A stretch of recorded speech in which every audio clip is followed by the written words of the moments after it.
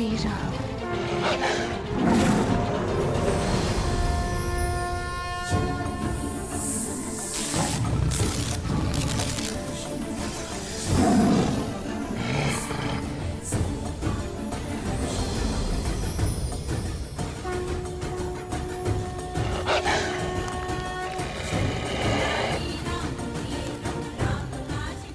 एक बार दान देने के लिए मर्यादा की रेखा पार की थी मैंने।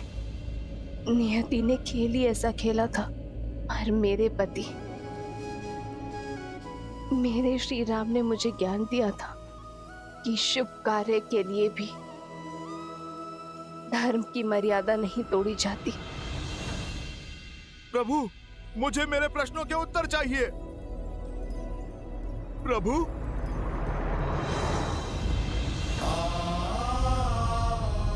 हनुमान,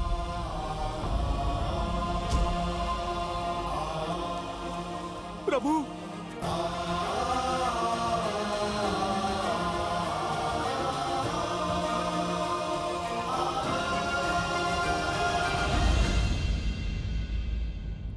प्रभु, ऐसा नहीं है कि आपको मां सीता की पीड़ा का अनुमान ना हो।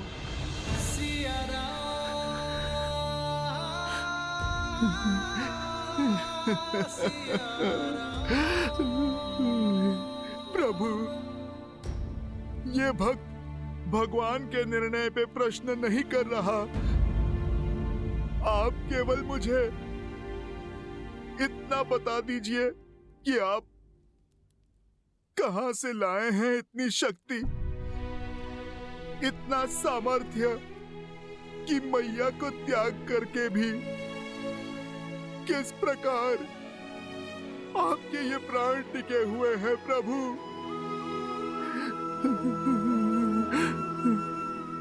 और अगर अयोध्या में अपनी मैया के ना होते हुए ये पुत्र अभी तक कैसे जीवित है प्रभु?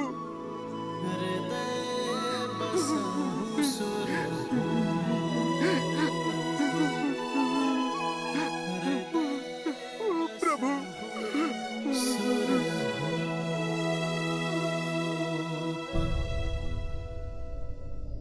हम दोनों में ये शक्ति समाई है हनुमान, क्योंकि हम दोनों अपना कर्तव्य जानते हैं और उसे निभाना भी।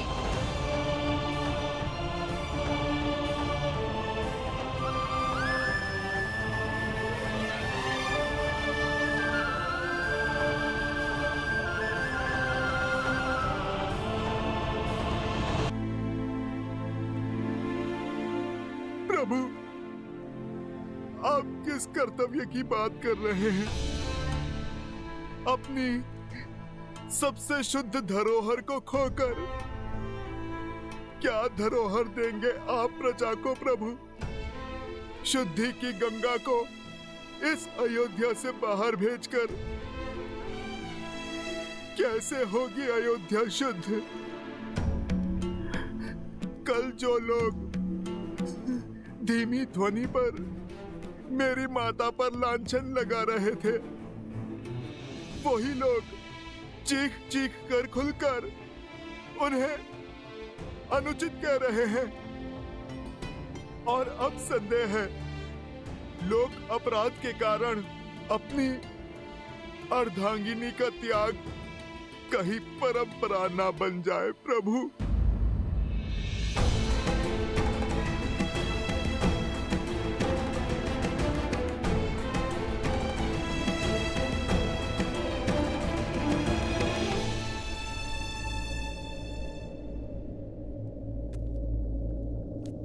कल सूर्योदय तक धैर्य रखो हनुमान। कल सूर्योदय की पहली भोर के साथ मैं नगर को संबोधन करूंगा, उनके हर संदेह पर विराम लगाऊंगा, उन्हें अपने हर प्रश्नों का उत्तर मिलेगा।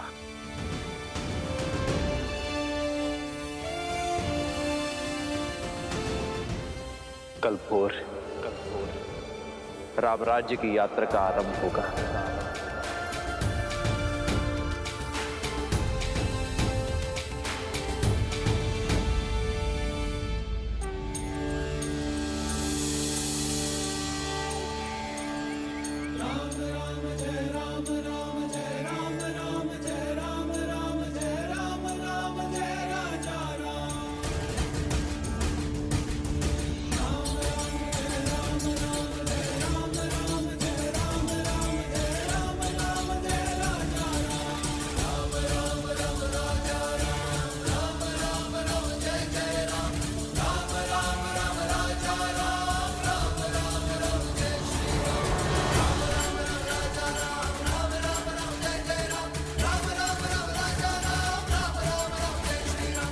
मुझे अब तक पता नहीं चला कि आखिर महाराज ने बुलाया क्यों है। मुझे तो ऐसा लग रहा है कि जो बातें उठ रही है ना वही सत्य है। महारानी सीता का त्याग कर चुके हैं महाराज, वही बताने के लिए बुलाया गया है।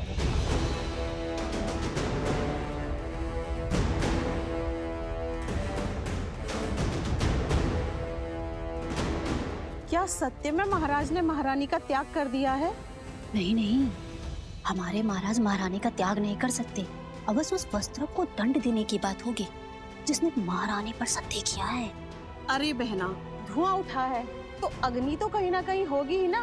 मुझे तो लगता है सारे नगर में दंड रोपित किया जाएगा। महारानी के बारे में कैसी कैसी बातें फैल गई हैं।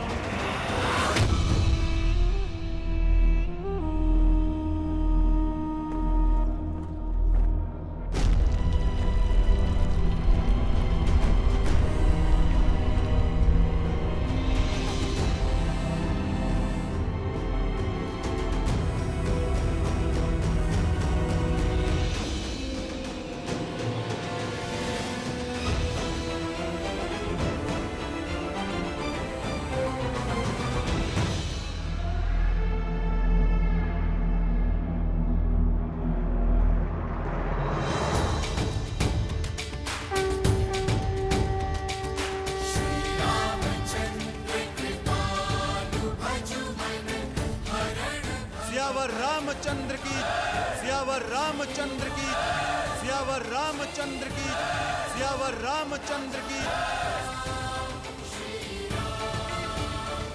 देखते हैं राम क्या स्पष्टीकरण देता है अपने कर्म का। चिट भी मेरी, पट भी मेरा, सीता तो गई। श्री राम।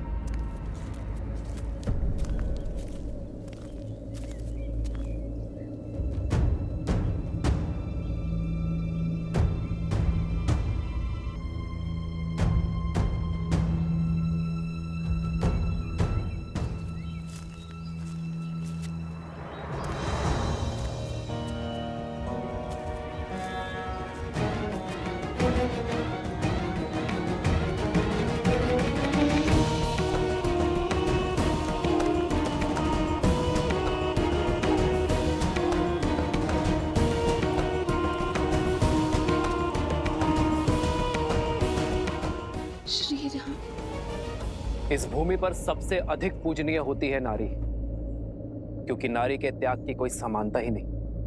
अपने पिता की छत्रछाया में अपनी मां की ममता को त्याग कर अपने पति के वंश की वृद्धि हेतु वो उसके घर आती है। भविष्य को जन्म देने के लिए अपना सत्व, अपनी शक्ति बलिदान कर देती है। फल देने वाले वृक्ष भी सेवा मांगते हैं, समय पर खाद, सिंचाई, देखभाल मांगते हैं। एक नारी अपनी पति से, ससुराल से, समाज से केवल मित्रता और सम्मान की आशा रखती है, पर उसे यह भाव भी नहीं मिलता। पत्नी अपना समर्पण, अपना अस्तित्व, अपना सर्वस्व पति के चरणों में अर्पण कर देती है। पग पग पर अपने पति का साथ देती है। पति राजा से रंक बन जाए तब भी उसका साथ नहीं छोड़ती। वनवास के हर कंटक को अपने पति के साथ सहती है। महाराक्षसों और राक्षसों के कारागार में जीवन की हर असहनीय कष्ट को भोगते हुए भी वो अपने पति के प्रेम की रेखा नहीं छोड़ती।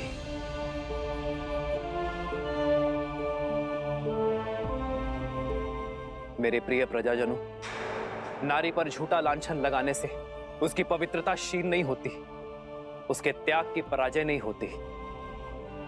पराजय तो उस पति की होती है जो अपने पत्नी के त्याग को उसका समुचित स्थान नहीं दे पाता।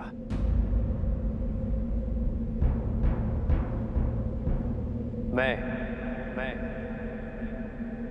इक्ष्वाकु वंशज, अयोध्या नरेश, दशरथ पुत्र राम,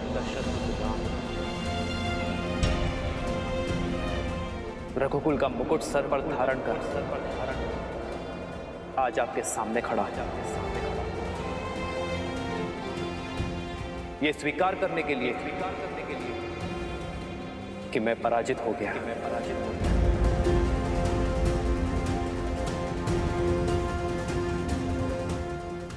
अपनी सीता को विवाह में दिए वचनों को आज मैंने तोड़ दिया है।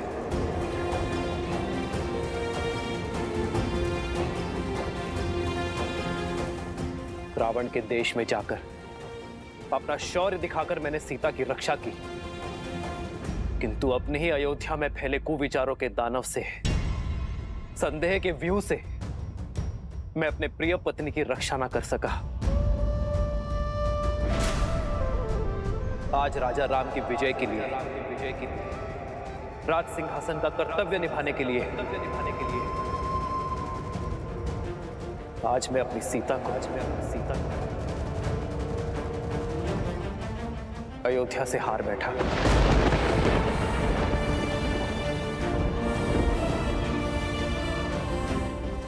किंतु इसका यह अर्थ नहीं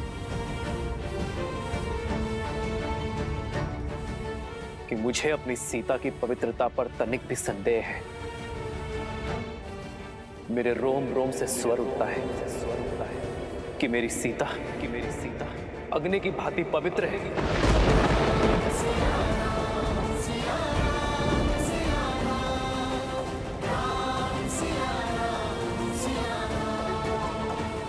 विचित्र है ना, जिसकी पवित्रता की साक्षी में स्वयं अग्निदेव खड़े रहे, उसका ये निष्ठुर पति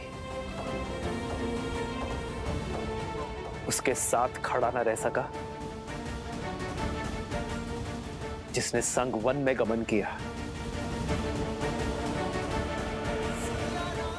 मैंने उसे ही एकाकी गर्भावस्था में वनवास भेज दिया। मेरे स्वर्गीय पिताश्री महाराज दशरथ ये कहा करते थे कि सिंहासन यज्ञ वेदी के समान होता है, और आज सिंहासन की इस वेदी पर मैंने सीता की सुखों की आहुति दे दी है।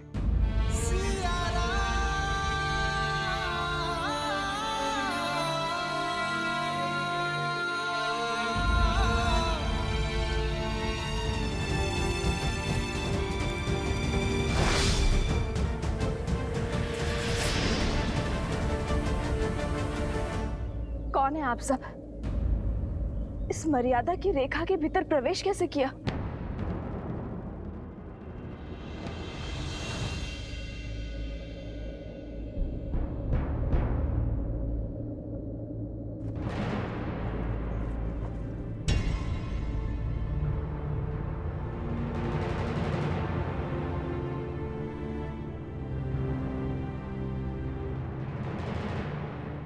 पर अब कुछ नहीं हो सकता। धनुष से बाण निकल चुका है। ये धूल देख रहे हैं आप? ये धूल एक ही क्षण में उड़ जाएगी, वातावरण में समा जाएगी, आपके श्वास में बस जाएगी, किंतु इस धूल के प्रत्येक कण को कोई पुनः एकत्रित नहीं कर पाएगा। वैसे ही मिथ्या संदेह में कहे गए शब्दों को मिटाया नहीं जा सकता। मेरे राज्य में फैले कुविचारों को, राक्षसी सोच को मिटाने का प्रण दिया है मैंने मेरी सीता को। इसलिए मैंने सीता के साथ वनवास धारण नहीं किया। आज अयोध्या के मनुष्य जीते, पर मनुष्यता हार गई।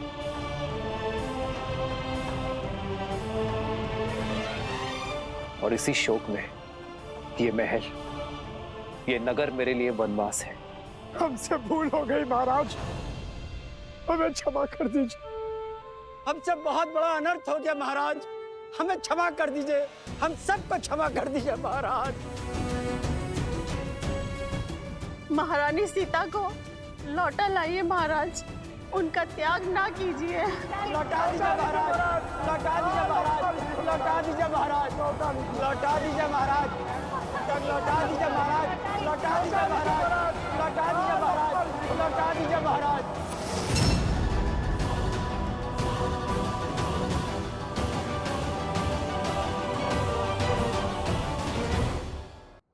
किसी राज्य में अधर्म प्रवेश कर जाए तो दोष राजा का होता है। मैं अपनी प्राण शक्ति के बिना रहूं, यही मेरा प्रायश्चित है।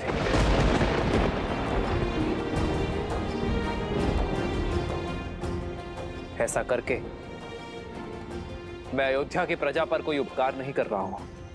यही तो राजा रानी का कर्तव्य है। आप केवल ये स्मरण रखें कि बुरे विचारों की औषधि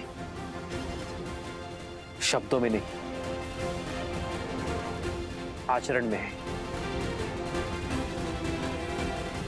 इसलिए आपके राजा तथा आपकी रानी ने अपने आचरण से प्रमाण देने का निश्चय किया है। जो धूल बिखर गई है, उनके कणों को पुनः एकत्रित नहीं किया जा सकता, किंतु भविष्य में वो धूल फिर ना उड़े, इसका प्रयत्न अवश्य किया जा सकता है। भूल सुधारी जा सकती है, पाप नहीं। पाप से केवल सीख ली जाती है। आपके हृदय में जिस संदेह ने प्रवेश किया है, अब उसका त्याग कर दो। अपने भीतर बस रहे अधर्म का त्याग कर दो। यदि एक महारानी के बलिदान का प्रायश्चित करना है, तो समस्त अवध राष्ट्र में ज्ञान और मर्यादा का विस्तार करो।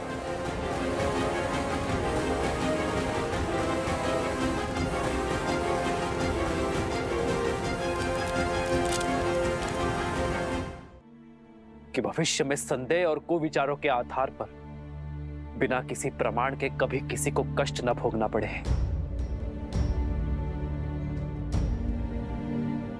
अपने अपनों से विरह की पीड़ा ना सहनी पड़े।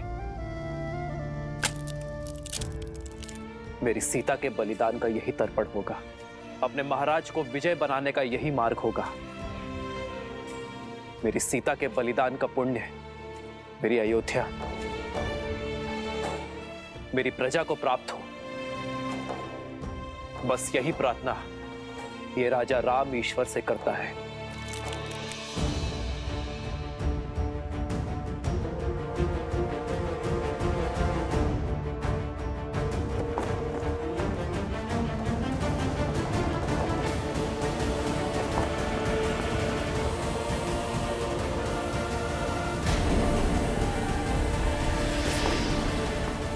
भैया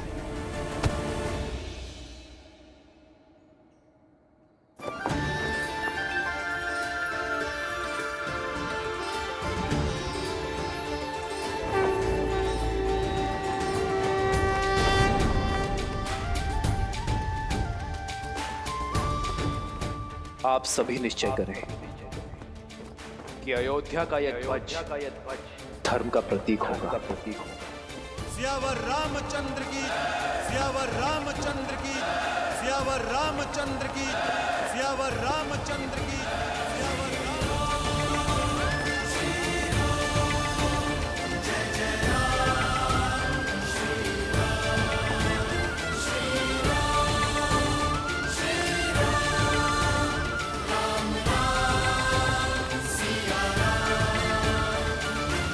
दोनों ही स्थानों पर निषेध होना चाहिए। यदि आज श्री राम ने ये बलिदान न दिया होता पुत्र, तो कोई भी उनकी बात पर विश्वास नहीं करता। इससे हमें यह संदेश मिलता है पुत्र कि ऐसा बलिदान कोई राजा हो या साधारण व्यक्ति, उसके व्यक्तित्व के विकास और समाज में उसके प्रति विश्वास का आधार बनता है।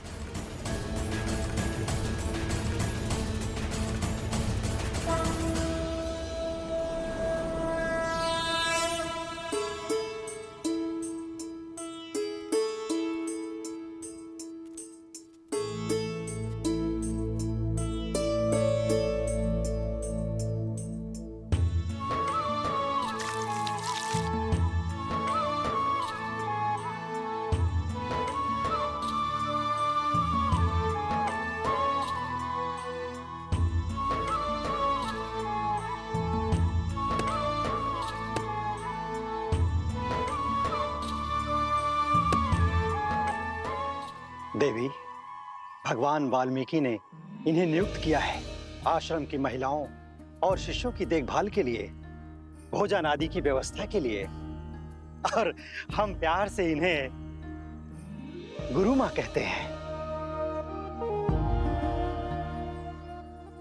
ये देवी वन में अकेली थी गुरु माँ। भगवान वाल्मीकि के आदेश से मैं इन्हें यहां लेकर आया हूं। कृपया आप इन्हें इनकी कुटिया तक छोड़ देंगी? स्वागत है इस पावन स्थल पर।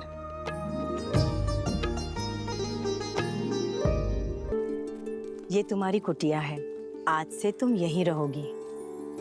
वो पानी का कलश रखा है और भोजन की व्यवस्था बाहर ही होगी। तुम्हारी कुटिया में भी एक चूल्हा रखा है, स्वयं चाहो तो अपना भोजन पका सकती हो।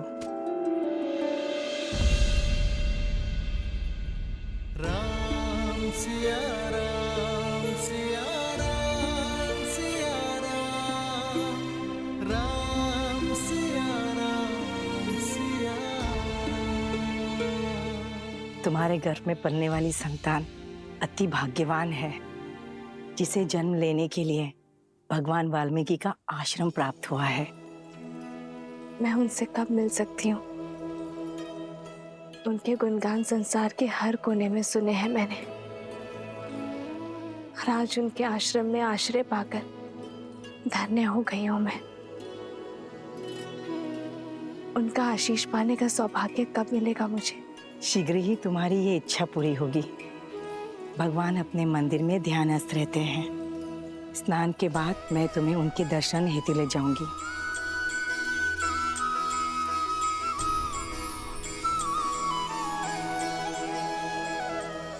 मैं सुरक्षित हूँ आर्य। आशा करती हूँ कि आप भी प्रसन्न होंगे। सरयू पार भी निषादों के कई कुनबे हैं, कई जनजातियां हैं। उनके विकास और शिक्षा व्यवस्था की योजना शीघ्र ही देखना चाहूंगा मैं।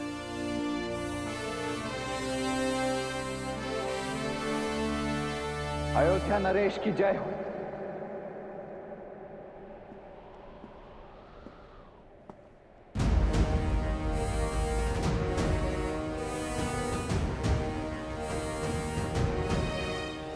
लक्ष्मण,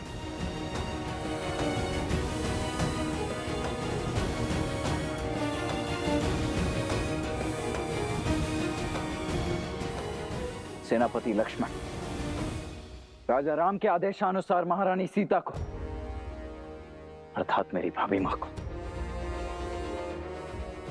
वन में बहुत दूर छोड़कर आ गया है। उन्हें वन में इतनी दूर छोड़ाया हूं जहां अयोध्या की। लक्ष्मण,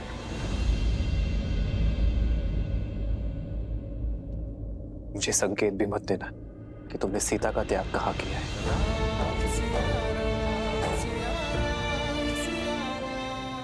जी महाराज, अवश्य प्रतीत होता है आसुरी माया अयोध्या की प्रजा के साथ साथ राजा पर भी हावी हो चुकी है।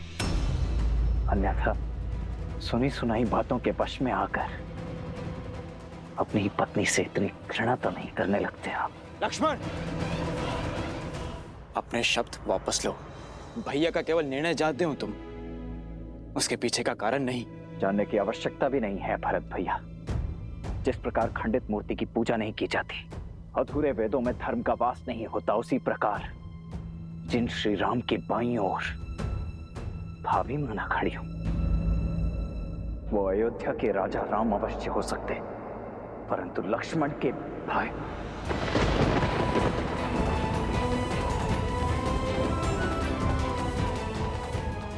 लक्ष्मण के भाई कदापि नहीं।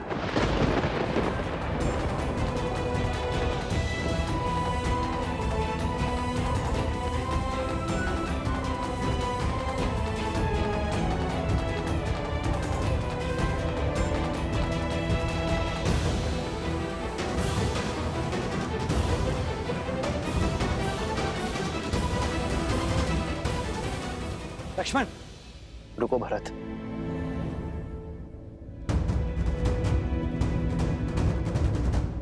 अपने बड़े भाई की दशा समझते हो तो अपने छोटे भाई की मनोदशा को भी समझो। मुझे लक्ष्मण से कोई क्रोध नहीं, लक्ष्मण तो मेरे पाप को काटने की सहायता कर रहा है, सीता को त्यागने का पाप। विवाह के समय सीता को दिए वचनों को तोड़ने का पाप।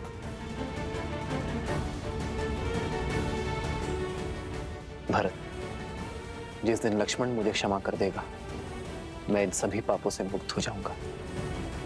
भैया,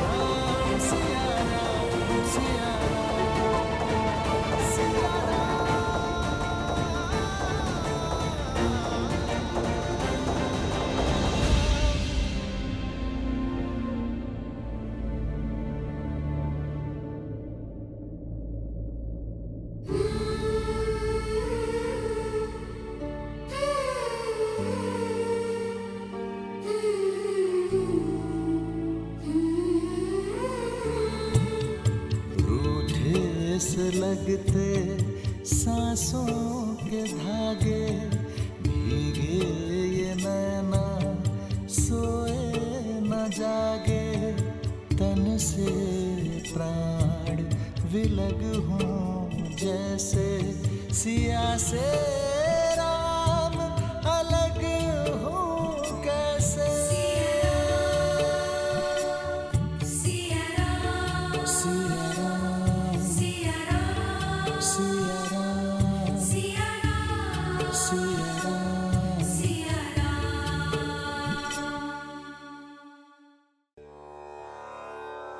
ये उपहार आश्रम वासियों के लिए, आप इन्हें सब में वितरित कर दीजिए। आश्रम वासियों की ओर से धन्यवाद देवी।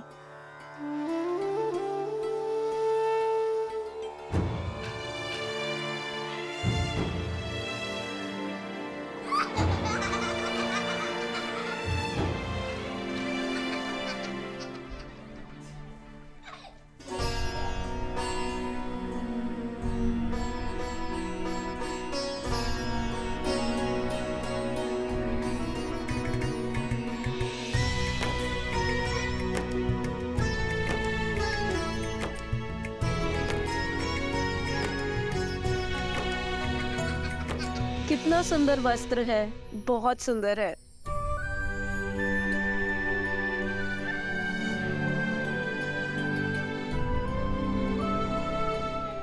देवी, आपके दिए हुए वस्त्र देखे हमने, बहुत ही सुंदर है।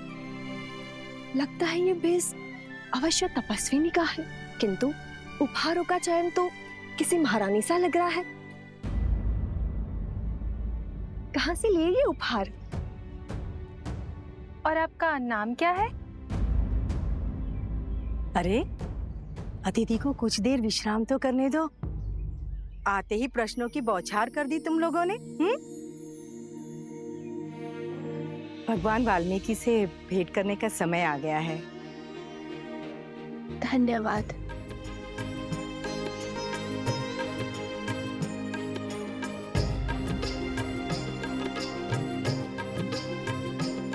कितनी सुंदर है, सच में किसी राजसी परिवार से लग रही है। हाँ।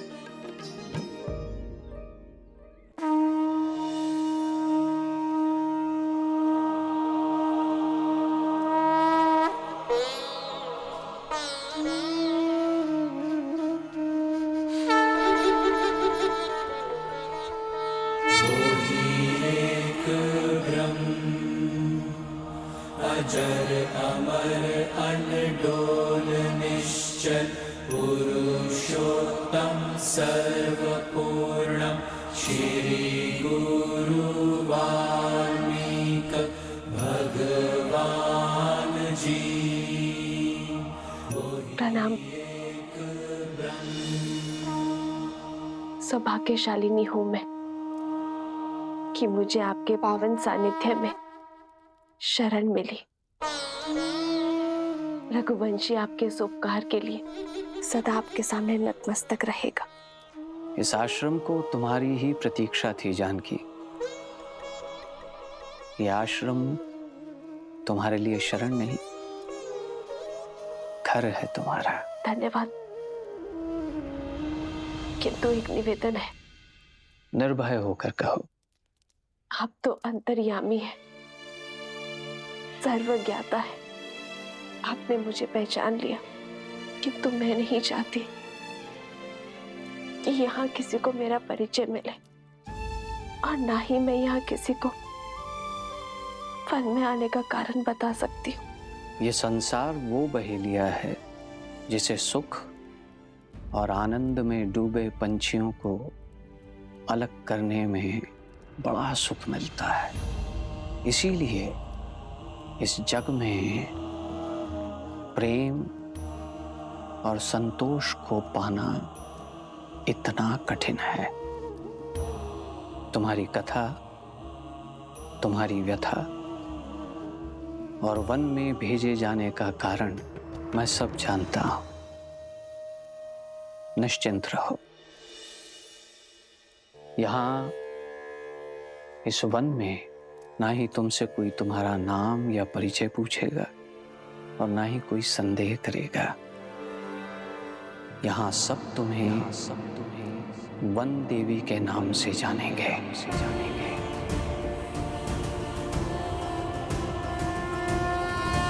इस आश्रम में सुख से रहो और अपने पुत्रों के जन्म के पश्चात पुत्रों? हाँ सीता, एक नहीं दो सूर्यवंशी जन्म लेंगे तुम्हारे गर्भ से।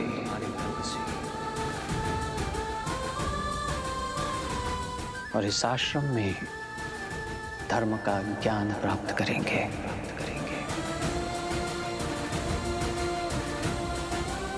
आपकी वाणी ने मेरे मन को आनंदित कर दिया।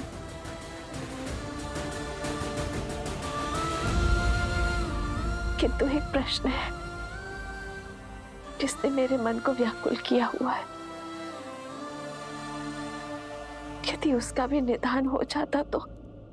पूछो पुत्री, निर्भय होकर पूछो। क्या मेरा परिवार कभी एक हो पाएगा? क्या कभी मैं, मेरे पुत्र, मेरे स्वामी पुनः कभी मिल पाएंगे?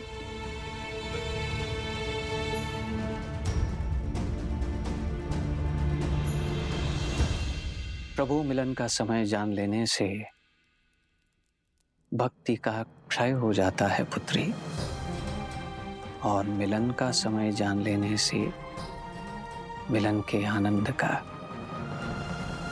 इसीलिए नियति के लेख को समय से पहले पढ़ने का या पढ़ने का प्रयास करना व्यर्थ है। फिर भी तुम्हारे हृदय की शांति के लिए मैं इतना अवश्य बता सकता हूं कि अयोध्या के राज सिंहासन पर तुम्हारे पुत्रों का राज्याभिषेक अवश्य होगा।